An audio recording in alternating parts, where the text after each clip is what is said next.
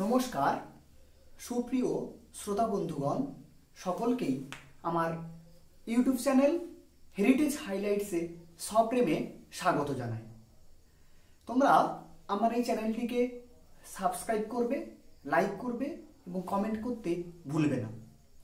আমি আজকে অষ্টম শ্রেণীর চতুর্থ অধ্যায়ের পার্ট 1 নিয়ে চলে এসেছি আজকের ভিডিওতে। এই অধ্যায়ের নাম হচ্ছে ঔপনিবেশিক অর্থনীতির চরিত্র। তো 1765 খ্রিস্টাব্দে ইস্ট ইন্ডিয়া কোম্পানি দেয়ানি লাভ করল। এই দেয়ানি লাভের ফলে বাংলায় তারা সব রকম অধিকার ধীরে ধীরে আদায় করতে শুরু করলো। আমার একটা কবিতার লাইন মনে পড়ে যাচ্ছে, কবিগুরু রবীন্দ্রনাথ ঠাকুরের কবিতা 2 বিঘে জমি।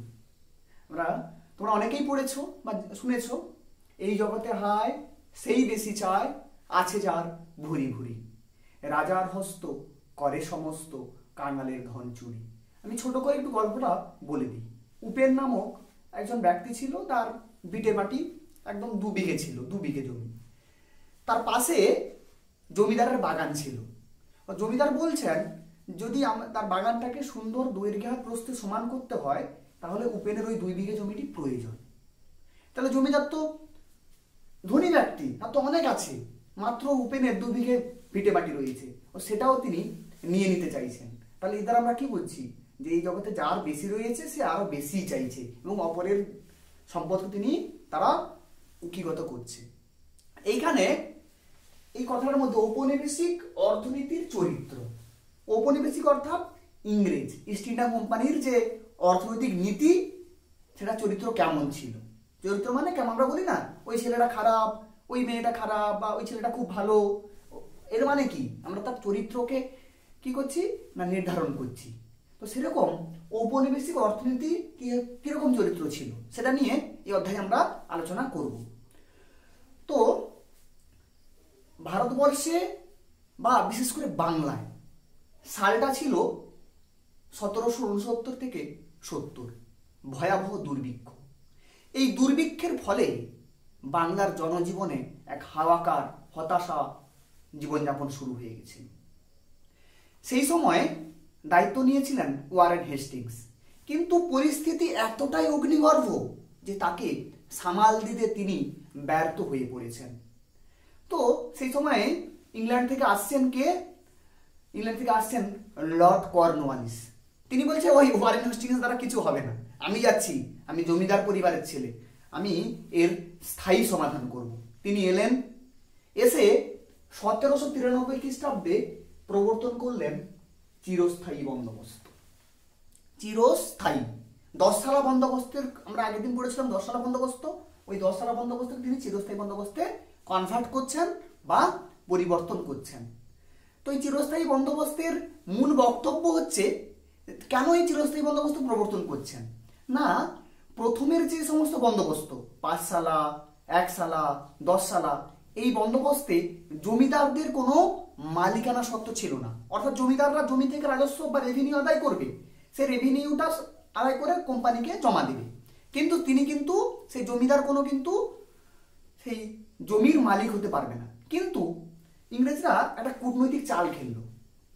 কূটনৈতিক চালটা কেমন না, ইংরেজরা ভাবলো যে যদি আমরা জমিদারকে জমির মালিকানা দিয়ে দিই তাহলে কৃষিকাজের উন্নতির জন্য জমিদার বারে বারে চেষ্টা করবে। আর যখন জমিদার ওই কৃষিকাজে উন্নতির জন্য চেষ্টা করবে, স্বাভাবিক কৃষকের চাষবাস ভালো হবে, আর চাষবাস ভালো হলে সেখান থেকে বেশি রাজস্ব আসবে, মানে এলোমেলো করে দে মা, লুটে পুটে খাই, এরকম একটা অবস্থা। তো ভাবলো যে এইখান থেকে রাজস্ব আসবে। তো সেই জন্য আমরা বলতে পারি যে সরকারের একটা আয় সুনিশ্চিত করার জন্য নির্দিষ্ট সুনিশ্চিত করতে চেয়েছেন, তার জন্য প্রবর্তন করছেন কি চিরস্থায়ী বন্দোবস্ত। এই চিরস্থায়ী বন্দোবস্ত ইংরেজরা ভেবেছিল যে জমিদাররা কৃষকদের উন্নতির জন্য চেষ্টা করবে, আসলে সেটা হয়নি। কি হয়েছে না, জমিদাররা তাদের বড় বড় যারা জমিদার, তারা নিজেদের জমিদারের ঝামেলা থেকে বা জমিদারির ঝামেলা থেকে মুক্ত থাকার জন্য তাদের জমিদারকে বা জমিদারির অংশকে ছোট ছোট ভাগে ভাগ করে দিচ্ছে। এটাকে বলা হচ্ছে পাট্টিনী প্রথা বা পত্তনী প্রথা। এর ফলে এক তো বড় জমিদারের কাছ থেকে তারা শোষণ হচ্ছে, তারপর ছোট জমিদার, তারপর তারা ঋণ রাজস্ব দিতে পারছে না, তারা আবার ঋণ গ্রহণ করছে। এইভাবে তারা আরো চক্রবহুর মধ্যে পড়ে যাচ্ছে, এর ফলে তাদের জীবনে আরো হতাশা নেমে আসছে। তো সেরকমই পরীক্ষায় তোমাদের পরে যেটা হচ্ছে বাংলার কৃষি অর্থনীতিতে চিরস্থায়ী বন্দোবস্তের প্রভাব কি ছিল। কি বললাম না, বাংলার কৃষি অর্থনীতিতে চিরস্থায়ী বন্দোবস্তের প্রভাব। ঠিক আছে, দেখো প্রভাব বললে আমাদেরকে কোনো একটা ব্যবস্থার কিন্তু একেবারে যে খারাপ দিক রয়েছে তা কিন্তু নয়, ভালো দিকও রয়েছে আবার খারাপও রয়েছে। আমাদেরকে তাহলে যখনই প্রভাব পড়বে তাহলে ভালো দিক আলোচনা করতে হবে, আবার খারাপ দিকও আলোচনা করতে হবে। তাহলে ভালো দিকগুলো কি ছিল তাকে আমরা বলতে পারি সুপ্রভাব। সুপ্রভাব কোনগুলো, এই যে এটা হচ্ছে সুপ্রভাব। এক হচ্ছে কোম্পানির সুনিশ্চিত আয়। কি বললাম না, কোম্পানির সুনিশ্চিত আয়। না এতদিন পর্যন্ত যে সমস্ত ভূমি বন্দোবস্ত চালু করেছিল কোম্পানি, সেগুলো থেকে কোম্পানির নির্দিষ্ট আয় আসেনি, বরং লোকসান হচ্ছিল। তো এবার কি করলো ইংরেজরা না, চিরস্থায়ী বন্দোবস্ত চালু করলো, যার ফলে কোম্পানি ঘোষণা করলো যে নির্দিষ্ট দিনের মধ্যে জমিদারকে কোম্পানির রাজস্ব ফিরিয়ে দিতে হবে, না হলে তার জমিদারি কেড়ে নেওয়া হবে।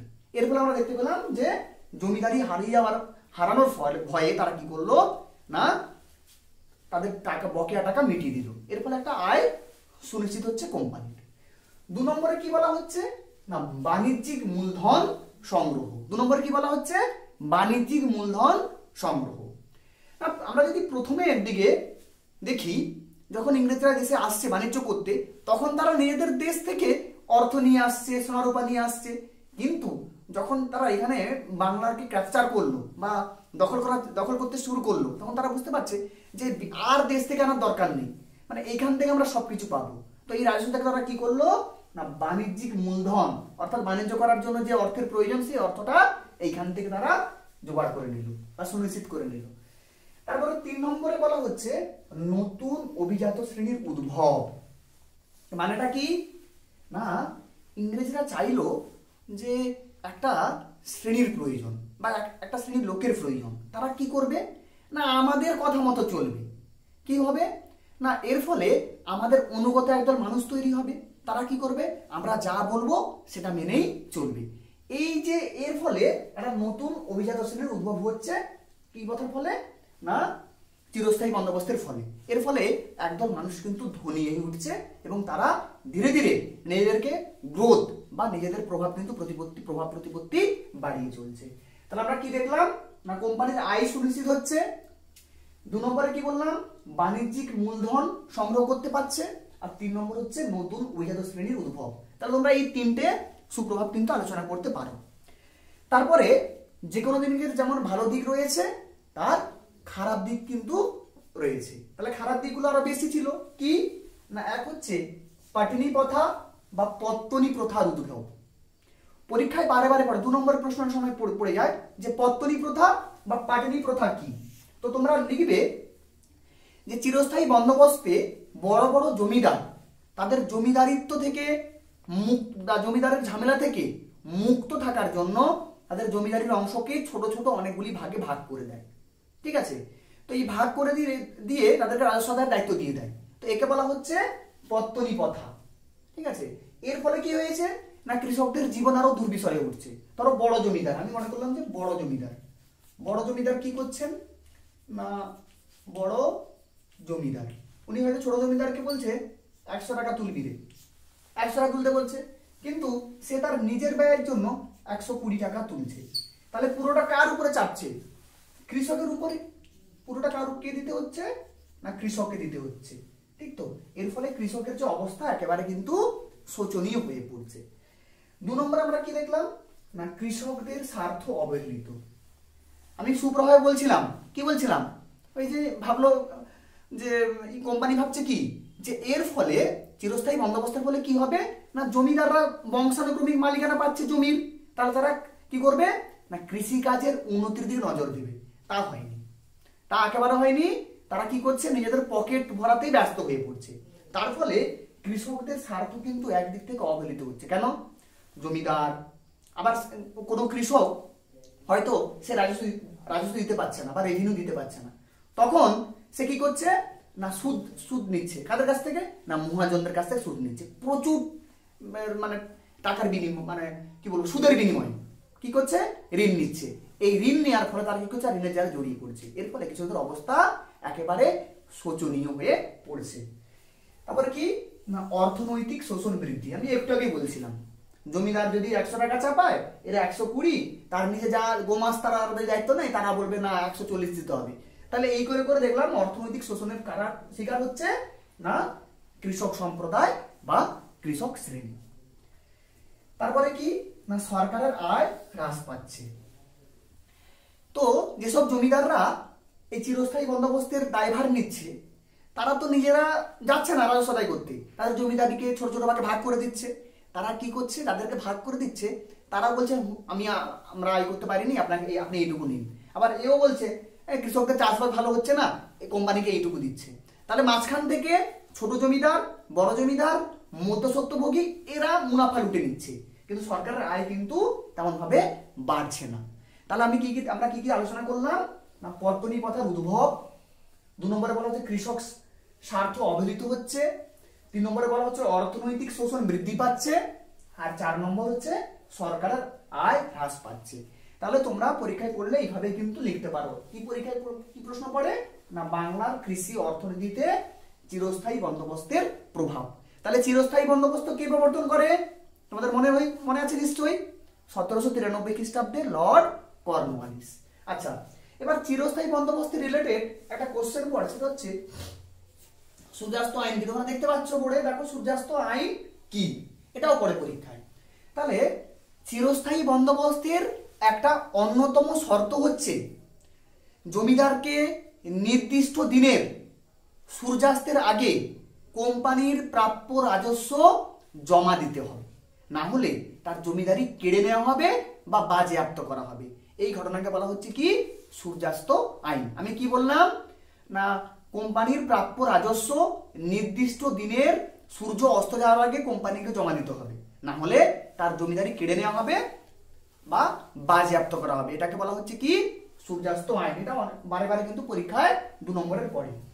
তো আমি তোমাদের টপিক অনুযায়ী যে ধরনের কোশ্চেন হয় সেগুলোকে আমি আলোচনা করছি, পাশাপাশি ছোট ছোট প্রশ্নগুলো যেগুলো পড়ে তাও কিন্তু আমি এই পুঙ্খানুপুঙ্খ তার আলোচনা করছি। তোমরা মন দিয়ে শুনবে, এখানেই পড়া হয়ে যাবে, ঠিক আছে? আচ্ছা, নেক্সট আমরা কি দেখলাম না চিরস্থায়ী বন্দোবস্ত ফেলিউর, অর্থাৎ ব্যর্থ হল। তার সুফলের থেকে কুফল ছিল অনেক বেশি। অর্থাৎ আমরা বলতে পারি কৃষকদের সমস্যা যে তিমিরে ছিল সেই তিমিরে থেকে গেল। কৃষকদের জীবন আর কিন্তু উন্নতি ঘটছে না, জীবনের উন্নতি আর ঘটছে না। তো তখন কোম্পানি আবার ভাবতে শুরু করলো যে এবার কি করা যায়। আমরা 5 সালা বন্দোবস্ত চালু করলাম, 1 সালা বন্দোবস্ত চালু করলাম, 10 সালা, চিরস্থায়ী, সবগুলোই ব্যর্থ হলো। মোট কথা হচ্ছে আমাদের অর্থভান্ডারটা শক্তপোক্ত করতে হবে। মূল উদ্দেশ্য হচ্ছে এটাই। ওই আমি বললাম না এলোমেলো করে দেওয়া, লুটে পুটে খাই, এই অবস্থা করতে চাইছিল কিন্তু হচ্ছে না। তো তারা কি করলো না আবার একটা নতুন বন্দোবস্ত চালু করলো, তার নাম হচ্ছে রায়তওয়ারি বন্দোবস্ত। কি? রায়তওয়ারি বন্দোবস্ত। এখানে জানতে হবে রায়ত কথার অর্থ কি। রায়ত কথার অর্থ কি না কৃষক। এখন আর তারা বলছে যে জমিদার সঙ্গে আমরা কোনো সম্পর্ক করব না, সরাসরি আমরা কাদের সঙ্গে করব না কৃষকদের সঙ্গে। অর্থাৎ 1820 খ্রিস্টাব্দে আলেকজান্ডার রিড ও টমাস মনরো দক্ষিণ ও দক্ষিণ পশ্চিম ভারত, বিশেষ করে বোম্বাই প্রেসিডেন্সিতে কি করেছিল না সরাসরি কৃষকদের সঙ্গে যে ভূমি রাজস্ব ব্যবস্থা গড়ে তুলেছিল তাকে বলা হচ্ছে কি রায়তওয়ারি বন্দোবস্ত। রায়ত মানে কৃষক, তাহলে কৃষকের সঙ্গে সরাসরি যে সম্পর্ক গড়ে উঠছে, এই কৃষক কি করবে না কোম্পানিকে রাজস্ব জমা দেবে। একে বলা হচ্ছে কি না রায়তওয়ারি বন্দোবস্ত। কে চালু করেছিল? আলেকজান্ডার রিড আর টমাস মনরো। কোথায়? দক্ষিণ ও দক্ষিণ পশ্চিম ভারতে। তোমাদের মনে নিশ্চয়ই প্রশ্ন আসবে, ইংরেজরা মনে এবার ভালো হয়ে গেছে, আমাদের কথা ভাবছে, ঠিক তো? তোমরা ভাবছো যে হ্যাঁ এবার মনে হয় ইংরেজরা এর মাথা ভালো হয়ে গেছে, ওরা আমাদের কথা ভাবছে। আসলে নয়। এখানে কৃষক মানে বুঝতে হবে গরিব কৃষক নয়। এখানে কৃষক মানে যে কৃষক ধনী কৃষক, যার প্রচুর পরিমাণে জমি রয়েছে, তাকেই দায়িত্ব দেওয়া হচ্ছে। ওই একজন একজন একজন করে কারো কাছ থেকে নেওয়া হচ্ছে না। বুঝতে পারলো তোমরা? এখানে ইংরেজদের একটা কূটনৈতিক চাল রয়েছে। নামটা হচ্ছে কৃষক, কিন্তু সেই কৃষক কিন্তু ওই মাটির ঘরে বা ভাঙা ঘরে থাকে না, সে বড় বড় বড় বাড়িতে থাকে। তাহলে এই অভিসন্ধিটা ছিল ইংরেজদের। তাহলে এই রাউতওয়ারি বন্দোবস্ত কিন্তু ফেলিওর হচ্ছে। এটা চালু করেছিল 30 বছরের জন্য। আর এটার বৈশিষ্ট্য হচ্ছে না, প্রতি কয়েক বছর অন্তর অন্তর খতিয়ে দেখে, মানে জমি জরিপ করবো বা দেখবো উন্নতি হচ্ছে কিনা, সেটা অনুযায়ী রাশন ধারণ করবো। তবে এটাও কিন্তু হচ্ছে কি হচ্ছে না, সফল হচ্ছে না। যার ফলে আবার কোম্পানি বলছে এই কি হচ্ছে। দেখো, আমাদেরকে প্রথম কথা ভালো করে বুঝতে হবে যে ভারতবর্ষকে কারা ভালো করে বুঝবে, ভারতীয় লোকরা বা ভারতীয় মানুষজনেরা নাকি বিদেশিরা? নিশ্চয়ই ভারতীয়রা। তো এরা তো মাথায় কিছু নেই, শুধু এইটা সেটা চেঞ্জ করছে। আরে ভারতীয় লোককে বসা দিলে তো সব হবে। ও বসেছিল তো, তোমাদের বলেছিলাম না, মোহাম্মদ রেজা খা আর সীতাব রায়, তারা তো আরো লুটে পুটে খাচ্ছে।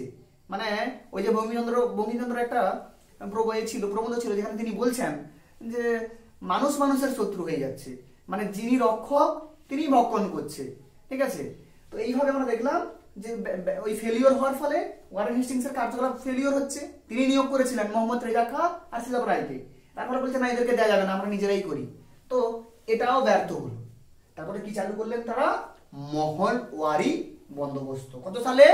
না 1822 সালে। কে চালু করলো? Holt Mackenzie. কোথায়? পাঞ্জাব, দিল্লি, উত্তরপ্রদেশ। এবার বললো না আর আমরা কৃষকের সঙ্গে করবো না, পুরোপুরি গ্রামের জনগোষ্ঠীর সঙ্গে আমরা বন্দোবস্ত চালু করব। তাহলে মহল কথার অর্থ কি? গ্রাম। মহল কথার অর্থ হচ্ছে কি? গ্রাম। দেখো আমি লিখে দিয়েছি নিচে, মহল মানে গ্রাম, অর্থাৎ গ্রামের জনগোষ্ঠীর সঙ্গে রাজস্ব সংক্রান্ত যে আলোচনা বা ভূমি রাজস্ব ব্যবস্থা সংক্রান্ত যে চুক্তি গড়ে ওঠে তাকে বলা হচ্ছে মহলওয়ারি বন্দোবস্ত। এই মহলওয়ারি বন্দোবস্ত কিন্তু ব্যর্থ হচ্ছে। এই সমস্ত বন্দোবস্তের একটাই উদ্দেশ্য ছিল, যে উদ্দেশ্য হচ্ছে ইংরেজদের আয়কে সুনিশ্চিত করতে হবে এবং সেই মুনাফা এখান থেকে নিয়ে কোথায় চলে যেতে হবে? ইংল্যান্ডে নিয়ে যেতে হবে। অর্থাৎ ভারতবর্ষ হচ্ছে, যদি একটা গামলা মেলা জল নিই আর যার উপরে যদি স্পঞ্জ দিই, স্পঞ্জটা হচ্ছে ইংরেজ আর জলটা হচ্ছে আমাদের ভারতীয়। এই জলটাকে পুরো শুষে নিয়ে কোথায় চলে যাচ্ছে? ইংল্যান্ডে চলে যাচ্ছে। তো এই উদ্দেশ্যর ফলে ভারতবর্ষ, বিশেষ করে বাংলার কৃষকদের জীবন একেবারে করুণ দশার হয়েছিল। আমরা রবীন্দ্রনাথ ঠাকুরের সেই 2 বিঘা জমিতে আমরা একটু জেনেছি, শুধু বিঘে 2 ছিল গোর ভুই আর সবই গেছে ঋণে, বাবু কহিলেন বুঝেছু উপেন এ জমিও লইব কিনে। অর্থাৎ কৃষকদের জীবন খুবই দুর্বিষহ, খুবই দুঃখের। তো আমরা আজকে এইটুকু আলোচনা করলাম। পরদিন আবার নিয়ে আসবো নতুন ভিডিওতে। তোমরা সকলেই ভালো থাকবে, আমার ভিডিওকে লাইক করবে এবং সাবস্ক্রাইব করবে।